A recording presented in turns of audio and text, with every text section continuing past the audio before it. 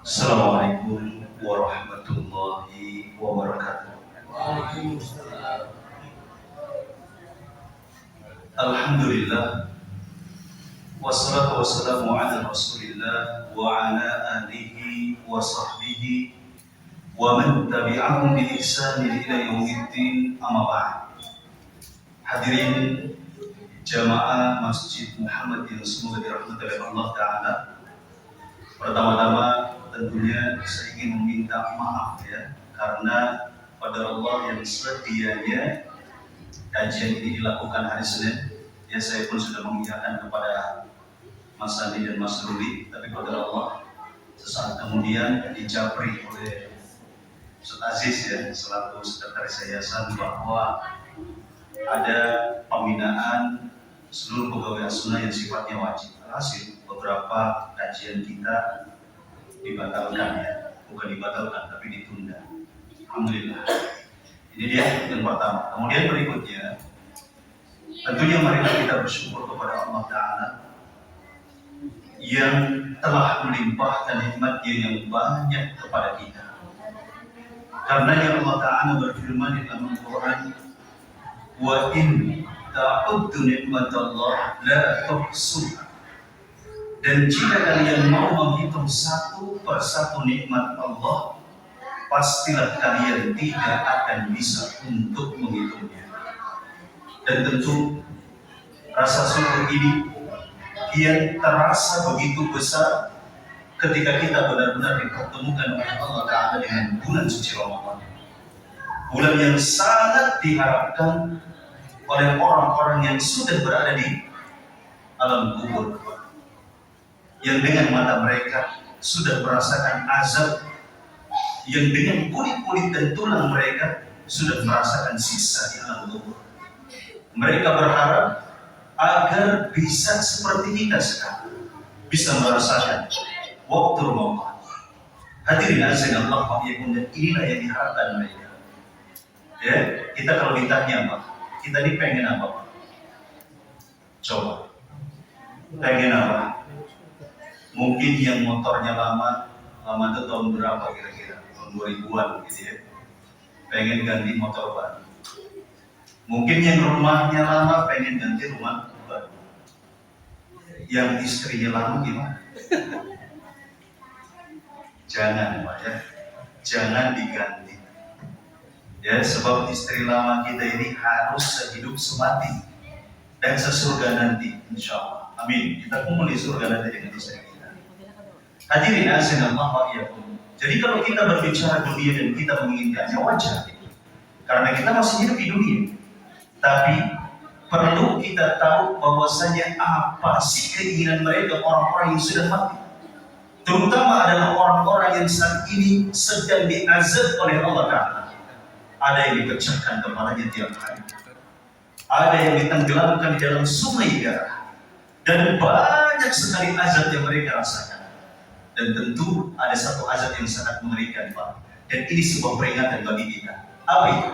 Adalah azab di mana ada sekelompok orang dipecahkan kepalanya tiap hari sampai hari kiamat. Siapa mereka? Siapa? Penjudi? Bukan. Ya. Siapa mereka? Apakah orang-orang yang fasik? Tentu juga bukan. Ya. Tetapi mereka adalah orang-orang yang hadir di majelis ilmu, tetapi mereka tidak mau mengamalkan ilmunya. Ada azab khusus yang akan mereka rasakan. Apa itu? Dipecahkan kepalanya tiap hari. Gimana rasanya? Ya, kadang-kadang kita kejedot saja kepalanya sudah mau nangis. Ya, petang kalau bahasa apa? Orang sininya mungkin ya. Apalagi orang ya dipecahkan kepalanya tiap hari, nggak ada ampun, nggak ada maaf, nggak ada.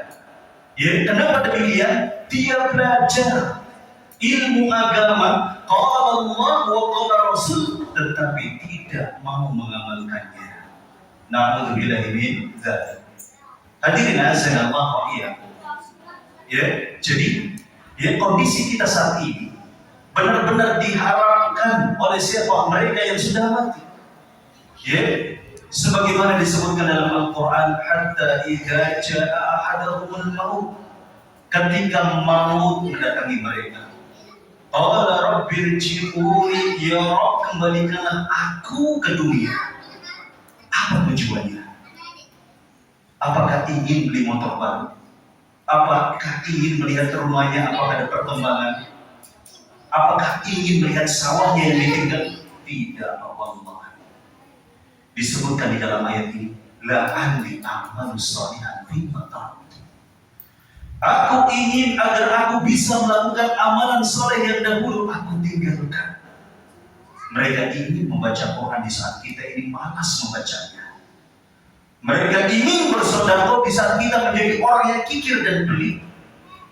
Mereka ingin menangis karena kesalahan yang banyak yang mereka lakukan di saat air mata kita ini kering. Ya, sering banyak orang yang bilang, Ustaz, sini awal-awal tobat, awal-awal hijrah kayak pengen nangis terus. Tapi giliran sudah lama tobatnya, lama hijrahnya, kok susah nangis? Hadirin azza wa jalla, ini ada yang salah dengan diri kita. Ya, kemana keikhlasan, kemana niat kita hijrah? Ya, kemana bukti hijrah kita? Karena kadang-kadang kita ini ngaku tobat, ngaku hijrah, bahkan ngaku bertakwa kepada Allah, tapi tidak ada buktinya. Apa arti sebuah pengakuan kalau tanpa bukti? Hadirin azza wa jalla, orang-orang munafik ini nggak kurang tiap hari mereka ngaku, Pak, ya, bahwasanya kami beriman kepada Allah, bahwasanya kami beriman kepada hari akhir, bahwasanya kami adalah orang yang bertakwa. Ya, tapi apa kata Allah? Wa ma hum bimu'minin. Dan hakikatnya mereka tidak beriman kepada Allah. Hadirin azza wa jalla, ini dia. Ya, jadi orang-orang yang sudah mati pengen amal soleh sebagaimana kita sekarang. Bahkan kalau seandainya mereka bisa milih dan diizinkan oleh Allah untuk kembali ke dunia, mereka gak muluk-muluk, Pak, cuma sehari saja di bulan Ramadan. Sebagaimana dikatakan Ibnu Qayyim al-Jauziyah rahimahullah ta'ala, tallahi, demi Allah, law qila li ahli kubur, kalau sekiranya dikatakan kepada penghuni kubur, tamanna, berangan-anganlah kalian, la tamanna yawman min Ramadan, mereka akan berharap satu hari saja di bulan Ramadan. Hadirin azza wa jalla, ini mereka berharap ini harapan yang tentu pesimis, gak mungkin dikabulkan oleh Allah. Makanya gak muluk-muluk 30 hari, satu hari saja kalau dikabulkan. Tapi kan kata Allah di dalam ayat yang sama, ya, bahwasanya itu hanya omongan mereka saja. Sedangkan diliputi mereka ini dengan apa? Dengan barzakh, ya, penutup di kubur mereka yang tidak ada celah sedikit pun, gak bisa. Hadirin azza wa jalla, sedangkan kita sudah berapa hari dikasih oleh Allah Ramadan? Sudah berapa hari? Sudah 21 hari jalan sekarang. Apa yang sudah kita lakukan? Apa? Sudah berapa banyak ketaatan yang kita lakukan? Sudah berapa banyak mushaf yang sudah kita baca? Sudah berapa banyak harta yang kita sedekahkan? Sudah berapa banyak air mata yang kita teteskan karena kita menyesal banyak dosa dan kelalaian yang sudah kita lakukan. Jangankan beberapa puluh tahun yang lalu, untuk Ramadan kali ini saja sudah berapa banyak kelalaian yang sudah kita lakukan. Hadirin azza wa jalla, ini yang harus kita kemudian dulu. Apalagi sekarang kita sudah di penghujung Ramadan, yang artinya Ramadan sudah benar-benar mau pergi meninggalkan kita. Dan ini babak penentuan.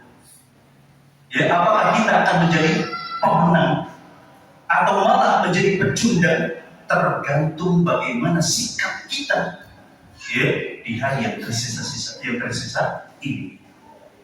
Ini babak penentuan. Hadirin azza wa jalla, dan harganya sangat mahal sekali. Sampai-sampai ada sebuah ungkapan, ya, jadi mohon ibu-ibu disimak ya. Jadi ini kajian umum judulnya untuk bapak-bapak dan ibu-ibu. Jangan sampai bapak-bapak saja yang nanti keluar dari kajian ini menjadi orang soleh, ya suami yang soleh, tapi ibu-ibunya gak kunjung soleh.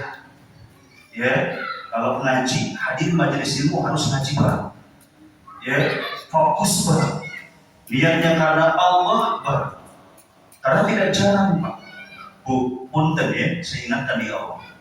Ya, di beberapa kajian yang saya hadiri itu, bapaknya melotot, fokus kajian sekian ya, masya Allah ya.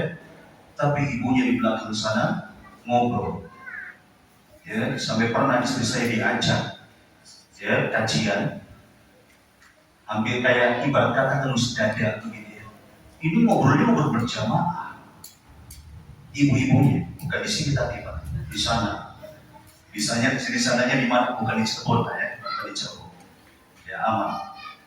Ya, saya kira mudah-mudahan jamaah Ummahat Masjid Muhammad jadi contoh ya yang baik. Tapi memang di Cirebon juga ada. Ya di Cirebon juga saya dapat ibu-ibu ngomong gini apa gitu ya. Ya Allah, padahal kalau kita tahu dia pahami betul hakikat keagungan majelis ilmu ini luar biasa. Apa kata Nabi Sallallahu Alaihi Wasallam? Man salaka tariqan yaltamisu fihi ilman sahalallahu lahu bihi tariqan ila jannah. Barang siapa yang menempuh jalan untuk menuntut ilmu syar'i, maka Allah akan mudahkan baginya jalan untuk masuk dalam surga. Siapa yang tak mau kita masuk dalam surga? Ya, saya yakin sejahat-jahatnya orang, sefasik-fasiknya orang, ya, katakanlah Trump sama Netanyahu. Ya, kalau ditanya pengen nggak masuk surga, pengen. Tapi yang jadi masalah mereka nggak tahu jalannya. Ya, sedangkan kita yang sudah tahu jalannya, ini loh jalan masuk ke dalam surga. Ya, mana yang halal, mana yang haram, tinggal ya ikuti saja sudah. Dengan itu insya Allah kita akan mudah masuk ke dalam surga. Baik, hadirin azanallahu wa iyyakum. Ini dia. Baik, bahwa kita ini sudah diambang ya garis finish Pak. Kalau kita ibarat lomba nih, kita sudah bentar lagi mencapai garis finish. Kalau kita perhatikan lomba pacuan kuda, ini kuda kalau sudah garis finish Pak, sudah mendekati garis finish, mereka ini semakin santai, tenang gitu ya, kata kudanya nih kalau ngomong, tenang udah dekat ini kan garis finish, santai-santai dulu gitu ya. Atau bagaimana kuda ini kalau lomba pacuan kuda, ini ketika sudah mendekati garis finish, apa yang mereka lakukan? Semakin kencang, ya, semakin kencang, bukan semakin santai. Apalagi sibuk dengan urusan-urusan yang lain, sebagaimana kita dapati sekarang ini. Ya, yang ada kalau manusia malah sebaliknya. Masjid-masjid semakin apa? Softnya semakin berkurang, bukan maju, berkurang. Yang tadinya mungkin dimasuk, ini kemana? 3 softnya ke mall, pindah. Ya, hadirin azanallahu ya. Padahal ini adalah hari-hari yang begitu mahal, hadirin azanallahu ya. Di mana kuda, ketika mereka tahu bahwasanya semakin dekat dengan finish, ini semakin berharga, sehingga mereka semakin kencang. Padahal tujuannya apa sih kuda? Dan hanya untuk mendapat sekat rumput Pak. Ya, ada harganya nggak sekat rumput di sini? Gak ada. Ya tidak. Kita merem sambil merem sekali cabut ke rumput Pak. Ya tidak, di sini masya Allah rumput banyak sekali, saking apa? Saking banyaknya rumput dan memang gak ada harganya di sini. Ya, apa kita beli? Kalau pengen rumput di sini kan enggak. Kuda Pak. Ya, begitu semangatnya untuk apa? Mencapai garis finish untuk menjadi pemenang pada demi sekat rumput. Nah, kita dituntut untuk menang. Ya, demi mendapatkan apa? Banyak keutamaan yang kita butuhkan. Ampunan. Siapa yang tidak mau ampunan? Siapa yang tidak mengharap ampunan dari Allah? Di saat kita ini banyak sekali dosa kita. Ya, ada yang nggak punya dosa di sini? Saya yakin, ya tentu kita yang dewasa yang sudah balik punya banyak dosa.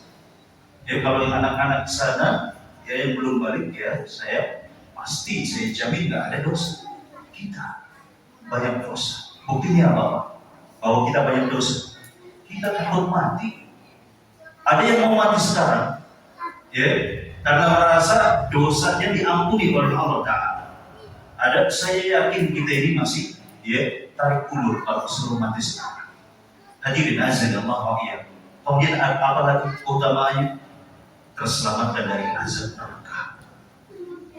Ya, di saat mayoritas kebanyakan manusia itu jadi penghuni neraka, ternyata di antara keutamaan Ramadan itu adalah berupa apa? Keselamatan dari api neraka. Ya kata Nabi Shallallahu Alaihi Wasallam, innamas shaumu junnatun. Sesungguhnya puasa itu adalah junnah. Yastajibu bihal abdu minan nar. Yang apa? Yang dengan puasa ini seorang hamba akan selamat dari api neraka. Hadirin azanallahu wa iyyakum. Dan yang paling besar keutamaan itu adalah apa? Lailatul Qadar atau takwa apa? Lailatul Qadar atau takwa kira-kira? Keutamaan yang paling besar Ramadan. Takwa, sebelah sini takwa. Ada yang jawab yang lain? Lailatul Qadar barangkali? Takwa Pak. Takwa, keutamaan yang paling besar bukan Lailatul Qadar. Ya. Sebab kalau misalkan katakan kita hari ini dapat takwa, terus kemudian si B itu dapat Lailatul Qadar, kemudian besok sama-sama mati, siapa yang pasti akan masuk dalam surga dan selamat dari neraka? Siapa? Yang bertakwa kepada Allah. Inna lil muttaqina mafazah. Sesungguhnya orang-orang yang bertakwa, ya akan mendapatkan keberuntungan. Apa itu? Surga. Sedangkan orang-orang yang mendapatkan Lailatul Qadar, kalau besok mati, ditimbang dulu tentu. Kalau ternyata dia punya dosa jariah, dulu pernah ngajarin judi, ya, pernah ngajarin apa? Bagaimana minum keras yang benar, gitu ya. Bagaimana berzina, bagaimana ini dan itu dari maksiat-maksiat yang ada, akan ditimbang. Ya, dia punya dosa jariah. Meskipun dia sudah mati 300 tahun yang lalu, ya selama itu dia akan mendapatkan dosa. Dan bisa jadi karena saking besarnya dosa jariah mengalahkan apa? Keutamaan Lailatul Qadar. Ya. Dan pesan yang ingin saya sampaikan, ya ketika kita menghadapi waktu-waktu tersisa ini, fokusnya jangan di malam hari ibadah. Dari mulai kita bangun tidur sampai nanti tidur lagi, fokusnya di situ. Ya, jangan sampai kita siang hari, yalah, gitu ya, biasa saja. Bahkan ditunda-tunda, pengen ngelakuin kebaikan nanti nunggu malam, ya biar pas lagi sodako, Lailatul Qadar turun, gitu ya. Bukan apa-apa. Mending kalau kita sampai maghrib, mau asar dan sudah diumumkan, Inna lillahi wa inna ilaihi raji'un. Mas Ruli, ya, atau Mas Santi, tenang, saya bukan mendoakan supaya mereka berdua cepat mati, bukan. Ini contoh saja, gitu ya. Atau saya pribadi Dimas, gitu ya, telah meninggal dunia. Kan banyak seperti itu. Orang yang mengira bahwa saya kemudian nanti sampai lebaran, nanti seminggu lagi, 10 hari lagi, sebulan lagi, setahun lagi, baru selesai mikir itu, tidak lama kemudian malaikat maut menjemputnya, diumumkan kepada manusia, dia telah meninggal dunia. Rugi nggak kalau misalnya dia menunda-nunda kebaikan? Rugi. Tapi kalau kita seperti halnya para sahabat Nabi, di mana ada kesempatan untuk berbuat baik dia lakukan, akan beruntung. Makanya Abdullah bin Umar radhiyallahu anhu ketika beliau meriwayatkan sebuah hadis, kun fid dunya ka'annaka gharibun aw 'abirus sabil. Jadilah engkau di dunia seolah-olah seperti orang asing atau orang yang menyeberangi sebuah jalan. Ya, maksud Nabi ingin mengingatkan kepada kita bahwa kita tidak lama hidup di dunia. Maka Abdullah bin Umar mengatakan, idza asbahta fala tantadiril masa. Apabila engkau berada di pagi hari, jangan tunggu sore hari. Ya, ini kalau kita besok nih, malamnya malam ganjil, ya sudah sedekah saja. Baca Quran saja. Jangan tunggu sore hari, apalagi malam hari. Ya, hadirin azan Allah ya. Ini hal yang sangat kita harus benar-benar paham. Kemudian, bahwa keutamaan-keutamaan yang tadi kita pahami tentunya sudah sangat paham. Ini harus menjadi motivasi bagi kita agar apa? Benar-benar menghargai sisa Ramadan ini. Karena sisa Ramadan ini, Pak, sebagaimana diungkapkan dalam sebuah ungkapan, dhahaba nisbuhu wa nisbuhu dhahab. Sebagian Ramadan itu separuhnya itu sudah pergi. Dan sisanya itu seperti emas. Nisful baqi kadhab, aghla min adh-dhahab. Sisanya ini lebih berharga daripada emas. Hadirin azan Allah wa makanya Nabi SAW ketika sudah masuk Ashrul Awakhir, sebagaimana diriwayatkan oleh Aisyah radhiyallahu anha, karena Nabi SAW yajtahidu fil Ashrul Awakhir ma la yajtahidu fi ghairi. Nabi SAW itu benar-benar bersungguh-sungguh ketika sudah masuk di Ashrul Awakhir, beliau sangat bersungguh-sungguh melebihi semangat beliau di selain waktu tersebut. Nabi, siapa yang ragu dengan ketaatannya, Pak? Beliau ini luar biasa ketaatannya. Jangankan di bulan Ramadan, di hari-hari, di bulan-bulan selain Ramadan saja beliau itu yang paling unggul dalam berbuat taat. Padahal beliau masuk, padahal beliau sudah dijamin oleh Allah masuk dalam surga. Tapi beliau mencontohkan kepada kita, inilah bagaimana caranya kita mendapatkan surga. Dengan semangat, bukan dengan berleha-leha, bukan dengan bersantai-santai apalagi maksiat, tetapi dengan bersungguh-sungguh. Hadirin azan Allah wa iyyakum. Jadi ini parameter kita. Kadang-kadang kita tertipu, karena kita di malas belajar, misalkan kita kira bahwasanya masuk surga hanya sebatas contohnya kiai kita, ustadz kita, atau bahkan diri kita, sehingga hanya cukup dengan ngaji sepekan sekali misalkan, hanya cukup dengan sholat misalkan, hanya cukup dengan berpakaian syar'i misalkan, kita kira dengan itu bisa masuk surga dengan mudah. Wallahi, Allah telah menggariskan bagaimana cara masuk surga yang benar. Bagaimana caranya? Adalah mengikuti Nabi SAW dan para sahabatnya. Ketika Nabi SAW menyebutkan tentang perpecahan umat, kemudian disebutkan oleh Nabi bahwa yang selamat cuma satu. Siapa mereka? Ma'ana alaihi wa ashabu. Bahwasanya aku dan para sahabatku berada di atasnya. Jalan yang aku dan para sahabatku yang berada di atasnya. Apa sih yang dilihat? Semangat mereka dalam beribadah. Dan Nabi SAW ketika sudah masuk Ashrul Awakhir, itu semangatnya luar biasa.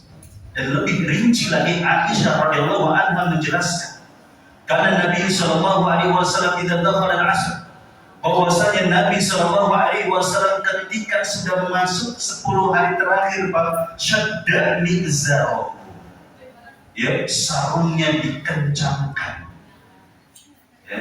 Ustaz, saya nggak biasa sarungan gimana? Pakai sabuk, bukan itu maksudnya, Pak. Bukan itu maksudnya. Maksudnya adalah Nabi benar-benar lebih semangat lagi ketika sudah masuk Ashrul Awakhir. Mau pakai celana, mau pakai sarung, mau pakai jubah, semangat pokoknya. Hadirin azan Allah wa iyyakum. Wa ahya lailah, dan menghidupkan malam-malamnya.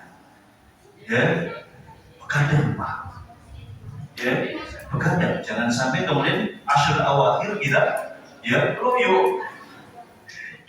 Kenapa? Karena kebanyakan makan kolak, atau es buah misalkan. Hadirin azan Allah wa iyyakum. Dan beliau tidak lupa ayqadha ahlan, membangunkan keluarganya, anaknya, cucunya, dibangunkan. Hadirin azan Allah wa iyyakum. Dan sebagai istri ini harus saling, di sini saling dalam artian Jangan mengandalkan suami imam. Imamnya saja kebluk, berarti kebluk Pak. Ya, gampang turu gitu. Ya sudah saja, kita sebagai istri ikut tiduran aja sudah. Ya, makanya Pak, kayak seolah ini sudah menjadi kamu sembako, istri ini tergantung suami. Kita sebagai suami harus benar-benar mencontohkan, ya, terdepan dalam mencontohkan, ya, ketaatan. Insya Allah istri ini Pak, kalaupun nggak diperintah malu sendiri kalau nggak ikut taat, apalagi anak. Karena kadang-kadang kita sebagai suami ini pengennya menang sendiri, anak disuruh soleh, suaminya ya nggak mulai-mulai. Hadirin azan Allah, ini dia, ya, tentang ya bagaimana semestinya kita menghadapi Ashrul Awal. Di samping memang Pak, Lailatul Qadar ini juga keutamaan yang tidak bisa kita pungkiri kemuliaannya. Bayangkan saja, ya, keutamaan yang dilakukan di malam itu, Pak.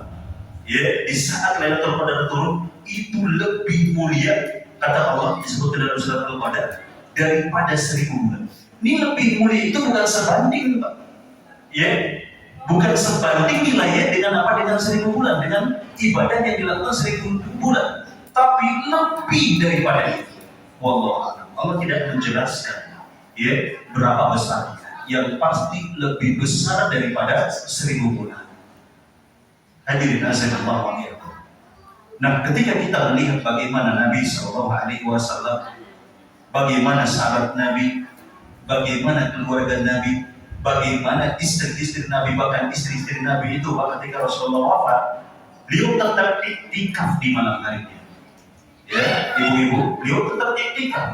Saking apa? Saking semangatnya istri-istri Nabi dalam beribadah. Dan bagaimana dengan kita, Pak? Ini sudah masuk 10 hari terakhir. Ya, tadi malam 21. Kira-kira bagaimana semangat kita? Loyo atau semangat? Inilah yang akan kita bahas. Hadirin azanallahu wa iyyakum. Judulnya apa? Judulnya apa Mas Rudi? Iya, semangat di sisa Ramadan. Ya, secara teori kita ini paham Pak, bahwa Ramadan ini keutamaannya begitu besar. Ya, kita pun tahu bagaimana Rasulullah SAW dan para sahabatnya begitu semangatnya. Tetapi dalam prakteknya, ya, kadang justru sebaliknya, malas. Lantas kiatnya apa? Ini yang akan kita bahas. Di antara kiatnya itu, kita harus banyak muhasabah. Muhasabah itu apa? Audit. Kita menghitung bagaimana kualitas amalan kita selama ini. Ya, bukan hanya ketika Ramadan, bahkan semenjak kita balik sampai sekarang, bagaimana kualitas amalan kita. Dan tentu yang harus menjadi perhatian selama kita Ramadan, bagaimana kualitas amalan kita. Dari kewajiban-kewajiban yang Allah perintahkan, bagaimana pelaksanaannya. Ya, dari perkara-perkara yang Allah dan Rasulnya larang, bagaimana kita berusaha menghindarinya. Kita muhasabah. Dan kemudian dari perkara-perkara yang Nabi SAW sunnah, bagaimana pelaksanaannya. Kemudian dari sisi kuantitas berarti jumlah. Jangan sampai ya awal Ramadan bahkan sebelum Ramadan dengan kita mau selesai Ramadannya sama.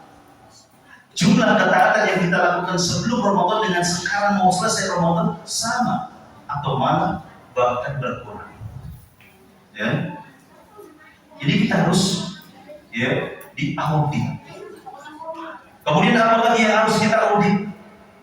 Ya, dari sisi kualitas. Kualitas itu apa? Ya, bisa dikatakan bahwa bagaimana kita kualitas ibadah kita. Kita perhatikan bagaimana syaratnya. Dari sisi keikhlasan. Ini dia, Pak. Jangan sampai kita banyak-banyakan aja. Banyak-banyakan baca Quran, tapi ikhlas tidak. Ya, banyak-banyakan sholat, tapi ikhlas. Ya, banyak masjid Pak. Ya, banyak rakaatnya memang bagus. Ya, saya tidak mengatakan bahwasanya 23 rakaat itu apa namanya jelek, bagus Pak. Ya, bagus itu. Bahkan Imam Malik itu meskipun beliau meriwayatkan hadis yang 23 rakaat ya, bahkan yang 11 rakaat, tapi beliau secara pribadi itu dalam prakteknya 36 rakaat sholat tarawih itu. Bagus, bagus. Ya karena memang pada dasarnya sholat malam itu tidak ditetapkan oleh Nabi berapa sih jumlahnya. Ya sehingga kemudian wajar kalau pintu ijtihad itu terbuka. Sehingga para ulama ada yang berpendapat ini loh yang yang afdal dilakukan itu 11 rakaat dengan witir, yang 23 rakaat dengan witir, yang 36 rakaat sebagaimana Imam Malik. Ya bagus semua. Tetapi bukan banyak-banyakannya yang perlu diperhatikan saja, tetapi kualitasnya ikhlas tidak. Jangan sampai mau yang banyak, tapi kualitasnya tidak diperhatikan. Apa itu? Pengennya buru-buru cepat selesai. Ya ada tuh di YouTube apa? Sholat tarawih 6 menit Pak. Di sini berapa menit? 11 rakaat. Setengah jam ada nggak? Imam rawatibnya mana nih? Masya Allah, seru. Ya, berapa jam nih? Ya, tetap ya mempertimbangkan kualitas makmum. Kadang-kadang pas Mas Ruli lagi mau niatnya apa? Baca apa? An-Naba misalnya. Di belakang sudah ada yang batuk. Ya, aduh, ini DR-nya modern nih. Model ini sudah terasa misalkan ya. Biasanya sudah ganti kemana? Ke surat Al-A'la misalkan. Ada yang DM lagi, diusir saja Mas Ruli. Imam dia apa namanya? Makmumnya. Ini berarti gak ikhlas. Ya, sudah pendek masih DM saja begitu ya. Maksudnya model pengen lebih pendek lagi misalnya. Padahal gak ada uzur misalkan. Ya, hadir dan Allah ya. Karena kadang-kadang begitu. Makmum seperti itu. Bahkan menggugat imam. Hanya karena imam apa namanya witirnya 3 rakaat dibagi, 2 rakaat 1 salam dan 1 salam diprotes selesai. Ya, gara-gara tidak 3 rakaat 1 salam. Pengennya apa? Ya tadi cepat selesai, bukan karena memang sunnah Nabi. Pengen cepat selesai. Kan lumayan Pak. Iya tidak? Beda berapa menit? Antara 2 rakaat 1 salam dan 1 rakaat 1 salam dibanding 3 rakaat 1 salam. Lumayan, 2 menit bisa ngangkat kuping kan. Diseruputkan lumayan tuh. Ya, ini kurang ikhlas hadirin Allah. Jadi harus kita perhatikan. Jadi untuk masalah witir tentu bebas ya, semuanya bagus karena memang datang dari Nabi Shallallahu Alaihi Wasallam semuanya demikian. Tapi kalau niatnya lain ini menjadi masalah. Hadirin Allah ya. Jadi kita muhasabah dari berbagai sisi, berbagai aspek, kemudian kita timbang. Ya, mana kebaikan yang lebih banyak, apakah kebaikan ataukah maksiat dan kelalaian yang kita lebih banyak melakukan. Ini dia tujuan muhasabah seperti itu, sehingga kita bisa melihat kualitas kita, apakah kita layak menjadi pemenang atau pecundang. Ya, karena banyak orang-orang ya seperti orang munafik ini tidak pandai bermuhasabah, sehingga rasanya dia beriman kepada Allah, beriman kepada hari akhir. Kenapa? Seperti Ubaidillah bin Salul, ya, dia sholatnya itu biasa, safnya terdepan kalau sholat. Orang munafik, ya, dan kemana-mana karena itu dia mengaku beriman kepada Allah. Ya, padahal dengan itu tidak cukup menyelamatkan dia di dalam, ya, dari neraka. Hadirin azza wa jalla. Nah, setelah kita muhasabah, oh iya ya Allah, ternyata saya ini lebih banyak lalainya. Kalau kita ukur bagaimana amalan kita dengan Rasulullah, jangankan Rasulullah, sahabat Nabi, ini terlalu jauh. Padahal untuk bisa menentukan apakah selamat atau tidak, seberapa kita ini konsisten mengikuti jalannya sahabat Nabi. Tapi kok setelah diukur terlalu jauh, setelah kita muhasabah terlalu jauh. Kayaknya kalau misalkan kita mati hanya mengandalkan amalan yang kita lakukan sebatas ini, nggak selamat.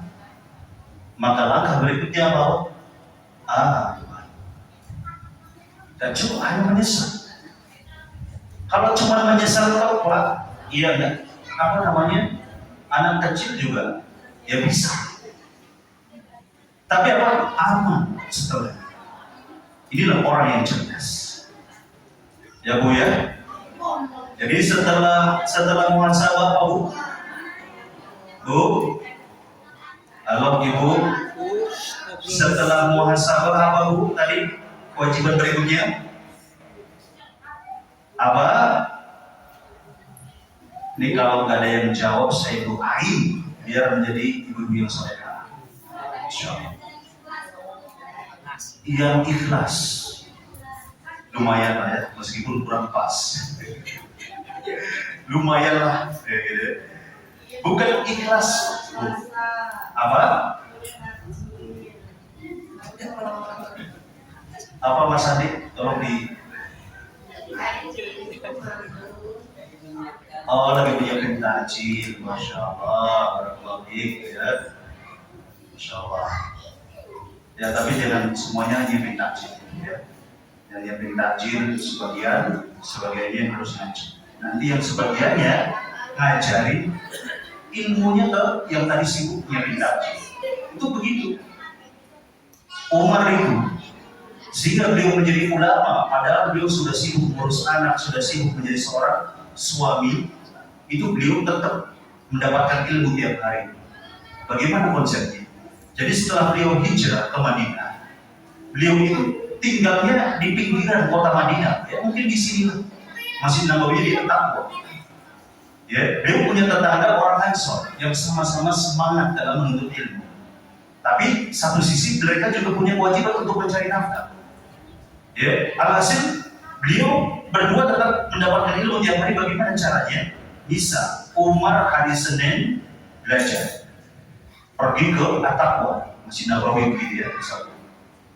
Nanti tetangganya yang Ansor ini kerja. Umar pulang selesai, terus kemudian tetangganya itu selesai bekerja, mereka kumpul, ya, diskusi menyampaikan ilmu yang Umar pelajari. Selasanya Umar bekerja, selasanya tetangganya yang belajar mengaji. Nanti itu lagi. Terus Rabu seperti itu, Kamis seperti itu, terus sampai jadi ulama Umar. Bahkan Qadi bisa Abu Bakar menjadi khalifah dalam saking dalam ilmunya. Kira-kira bisa dipraktekin? Ya, kalau dipraktekin yang kerja di perusahaan tarikat bisa jadi SP3 besoknya. Yang dagang pelanggannya kabur. Tapi Pak, ya di zaman ini kita patut bersyukur Pak. Kita masih bisa secara esensi, kita bisa belajar tiap hari meskipun tidak persis apa yang dilakukan oleh Umar. Bagaimana? Internet Pak. Ya kajian. Gitu banyak sekali. Bahkan bisa kita yang ngomongnya di Madinah, kita di Cirebon di sini bisa dengar Pak, melalui internet. Itu luar biasa. Jadi peluang kita untuk paham ilmu agama itu besar peluangnya. Ya, jadi tidak ada alasan untuk bodoh Pak, ada Pak zaman sekarang. Una, kamu saja yang pintar ya nak ya. Jangan bodoh seperti bapak Una. Ini keblinger bapaknya Pak. Ya, emang nuntut ilmu itu wajibnya bagi anaknya saja. Kan enggak, orang tuanya juga wajib aing. Selama masih ada nafas yang keluar dari hidungnya, dan kemudian beliau hidup lagi, maka selama itu pula dia wajib untuk menuntut ilmu syar'i. Jadi barang anaknya yang di majelis ilmu, bapaknya dan ibunya ikut hadir, atau sebaliknya. Hadirin azan Allah ya, ini dia. Ya, hadirin azan Allah ya. Jadi muhasabah. Setelah kita muhasabah, kita beramal, maka inilah orang yang bijak kata Nabi. Apa kata Nabi? Al-kayyisu man dana nafsahu wa amila lima ba'dal maut. Orang yang bijak, orang yang cerdas adalah orang yang pandai menghisab dirinya, mengaudit amalannya, dan kemudian beramal ya untuk bekal setelah mati. Ini dia. Kalau kita pengen selamat, seperti ini jalannya. Audit amal. Ya, kata Umar bin Khattab, ya, hasibu qabla an tuhasab. Hisablah diri kalian sebelum kalian dihisab nanti. Ya, orang yang tidak pandai menghisap dirinya, Pak, ya, yang akan dia nilai dan dia hakikat dalam orang lain. Dia tidak akan mudah untuk menemukan celah dan aib pada dirinya, sehingga apa? Dikit-dikit komentari orang lain. Ya, tapi kalau orang yang pandai menghisap, Bu, kalau pandai menghisap, ya, nggak ada celah untuk ngomongin Ina Rusli. Paham nggak Bapak-Bapak? Jangan paham. Jangan paham. Cukup saya saja yang paham. Sebagai apa? Ya, tanbih untuk ibu. Ya, kadang-kadang ibu-ibu itu suka kosong, gitu ya. Yang nggak tahu saja dikasih tahu. Yang nggak mau tahu saja dipaksa suruh tahu. Kadang-kadang ibu-ibu seperti itu. Kalau ibu di sini tahu ya. Hadirin azza Allah ya. Sedangkan kata Nabi Sallallahu Alaihi Wasallam, orang yang lemah, orang yang tidak bijak, wal ajizu, ya, adalah orang yang tidak bijak. Orang yang lemah itu adalah orang yang hanya apa? Mengharapkan keselamatan kepada Allah. Sudah. Orang yang mengikuti hawa nafsunya dan hanya berharap keselamatan, pengen diampuni, pengen selamat, ya, pengen takwa, cuma itu saja, cuma pengen. Ya, orang yang sekedar pengen lagi dan lagi nggak akan bisa kita mencapai tujuan yang diharapkan. Nggak bisa kita dapat Lailatul Qadar cuma sekedar pengen. Nggak bisa kita mendapatkan ampun kalau sekedar pengen. Nggak bisa kita mendapatkan ketakwaan kalau sekedar pengen. Hadirin azanallahu wa iyyakum. Ya, tapi harus apa? Beramal. Sehingga ada ungkapan, ya, disebutkan tarjun najata wa lam tasrif masalika. Engkau berharap keselamatan, tetapi engkau nggak nempuh tuh jalan-jalannya. Kita ini pengen selamat, pengen Lailatul Qadar tapi nggak mau begadang, pengen surga tapi nggak mau taat. Ya, maka orang-orang seperti ini, yang disebutkan oleh pepatah ini, inna safinata la tajri 'ala al-yabis. Sesungguhnya perahu itu tidak mungkin berjalan di atas daratan. Ya, nggak bisa, Pak. Perahu, ya, kalau misalkan justru jalan di sawah ini bisa nggak, Pak? Traktor bisa, ya tidak. Tapi kalau perahu yang nggak bisa, hadirin azanallahu ya. Nah, ini contoh orang yang hanya ingin saja tapi tidak ada praktiknya. Baik, hadirin azanallahu ya. Ini tentang muhasabah. Kemudian selain muhasabah, ya, dan tadi kita harus beramal, apalagi faktor atau kiat yang lain agar kita tertipu semangat. Banyak ingat mati yang membuat kita ini malas, menunda kebaikan, ya, ini karena apa? Jarang ingat mati. Ya, kita kira bahwasanya kita akan hidup 10 tahun lagi, 20 tahun lagi. Ya, kalau 50 tahun akan nanti 60 tahun. Ada yang sudah 50 tahun di sini, Pak? Banyak ya. Ya, nanti 10 tahun lagi. Ya, karena Nabi 63 tahun. Ya, padahal kalau kita lihat prakteknya, Pak, banyak ternyata yang di bawah 50 tahun sudah, ya, lebih dulu dicabut nyawanya. Hadirin azanallahu wa. Mungkin yang ngaji di mana? Di Masjid Ateja. Kenal namanya Mas Naja atau Mas Tuji atau Mas siapa? Bapak ini kalau ikut kajian di Mas Ateja mungkin ingat ada pemuda umur 30 tahun, badannya atletis, rajin beliau ikut kajian di Masjid Ateja. Saya pertama kali ketemu beliau tertarik. Ini orang sehat banget, Masya Allah. Gagah banget ini. Ya.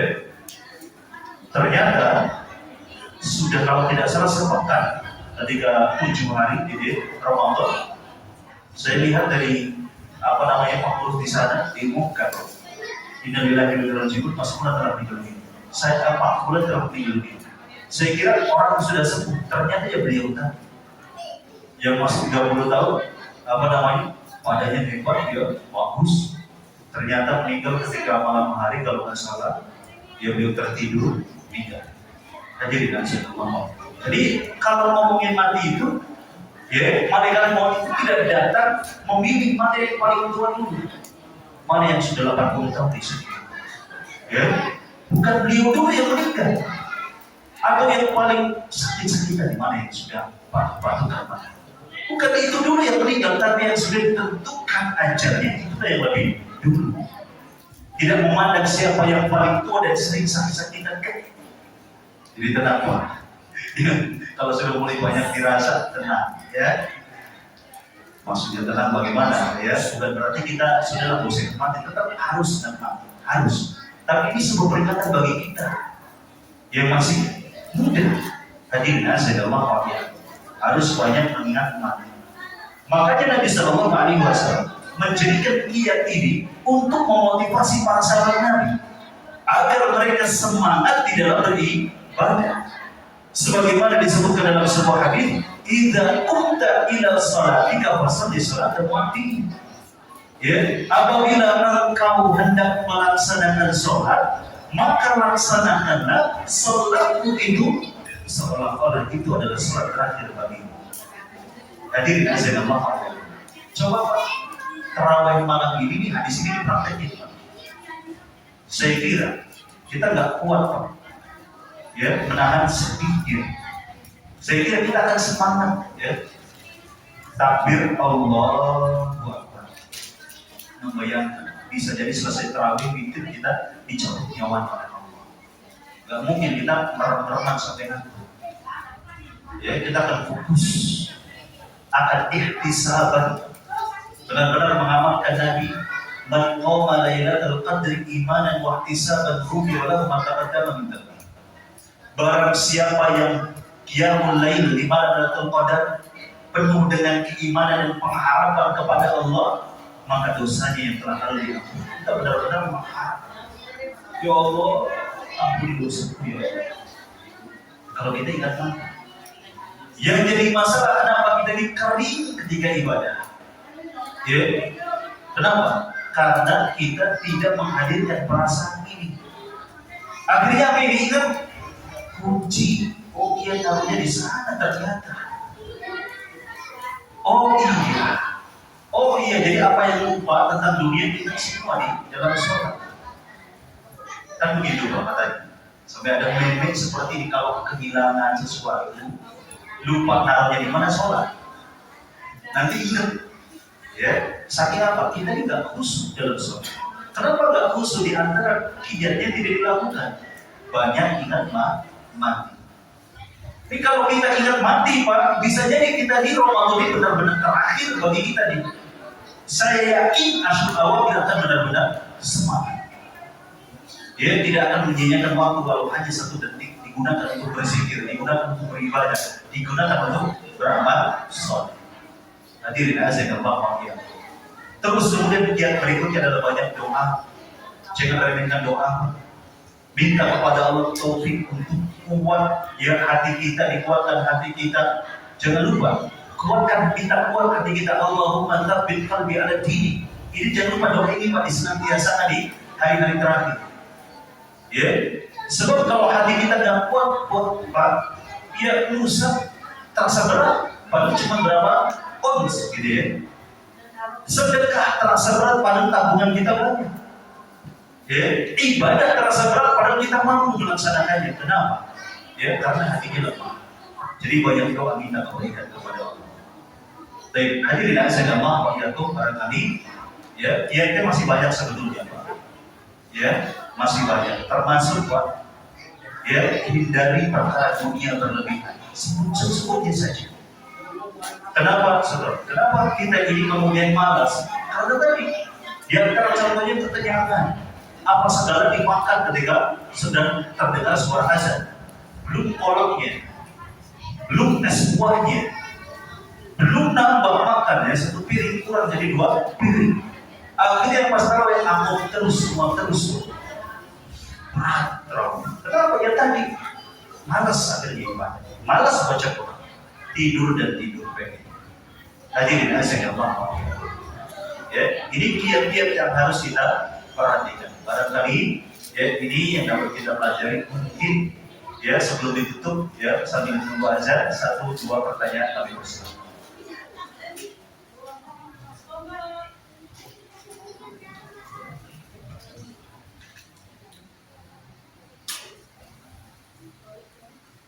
Azan sekarang jam 6 lewat 1 menit atau 2 menit ya sekarang ya. Baik, kalau tidak ada pertanyaan, ya silakan.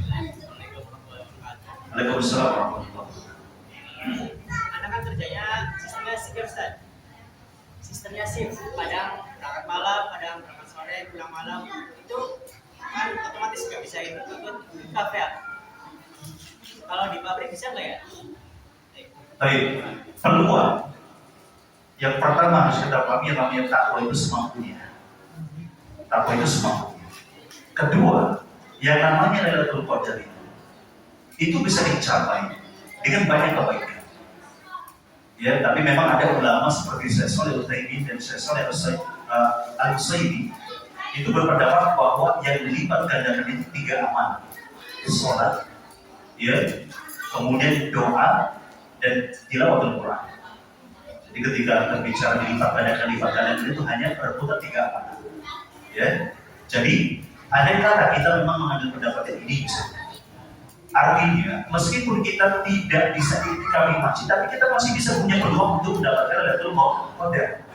Misal kata di Mas Andi ada shift malam, bisa sambil baca Quran. Alhamdulillah, sambil apa, sambil baca apa, ya baca surat Al-Ikhlas. Terus jangan sampai kosong lisan ini daripada ya kebaikan-kebaikan. Ya, sholat tarawih tentu, gitu. Mungkin nggak Mas Andi kalau sudah terawih? Paling kadang di rumah pulang kerja. Di rumah, ya diusahakan, ya semampu kita, begitu. Hadirin dan sejawab ya. Itu artinya simpel. Begitu juga ibu-ibu, ya tetap harus ya optimis, jangan pesimis, ya untuk juga sama-sama bisa punya peluang untuk mendapatkan Lailatul Qadar. Dengan apa ya kan? Di rumah misalkan iktikafnya, ya sambil ngasuh anak bisa. Baca Quran, kalau haid gimana? Bisa tetap baca Quran meskipun hanya sebatas dari hafalannya, ya. Atau ya kita baca Quran tapi pakai wasilah media begitu ya, media lain, ya lembarannya dibuka dengan apa? Sedotan begitu ya, tanpa menyentuh langsung bisa. Tadi dengan saya bapak ya. Dan tolong nih bapak-bapak, ya berikan kesempatan kepada ibu-ibu untuk juga melakukan banyak kebaikan di bulan Ramadan. Jangan disibukkan apa untuk menyiapkan kebutuhan rumah tangga. Maksudnya apa? Kayak contoh masak, begitu ya. Terawih apa namanya? Sahur harus pakai lengkap masaknya. Ya, cukuplah sahur kurma aja sama telur rebus cukup. Ya, jauh lebih menguatkan daripada makan mie satu mangkok misalkan begitu. Cukup prosedur satu seperti simpel, gitu ya. Cukup, ya. Buka sekedarnya saja. Jangan terlalu banyak ya yang disiapkan sehingga apa banyak waktu ya terbuang sia-sia untuk perkara yang sia-sia yang kita butuhkan begitu. Gampang nanti ya mau-maunya nanti habis lebaran gitu ya, pengen ini dia beli sudah. Kalau nggak mampu beli ya sudah sabar ya, kita ibadah di saatnya kita berlelah-lelah bercanda-canda ibadah kapan lagi? Kalau nggak Ramadan kapan lagi kita banyak santainya di luar Ramadan. Ya, jangan sampai Ramadan pun digunakan untuk leha-leha, untuk hal yang sia-sia. Hadirin yang saya hormati. Bahkan kadang-kala saking pengen hematnya di lebaran nyiapin snack, bikin rempeyek begitu ya. Ya Allah. Apalagi orang zaman dulu apa buat semua koci. Akhirnya Pak Ashraf akhir habis digunakan untuk buat rempeyek sama rengginang koci.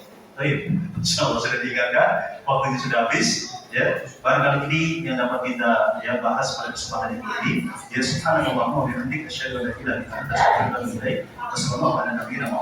Wassalamualaikum warahmatullahi wabarakatuh. Waalaikumsalam warahmatullahi wabarakatuh.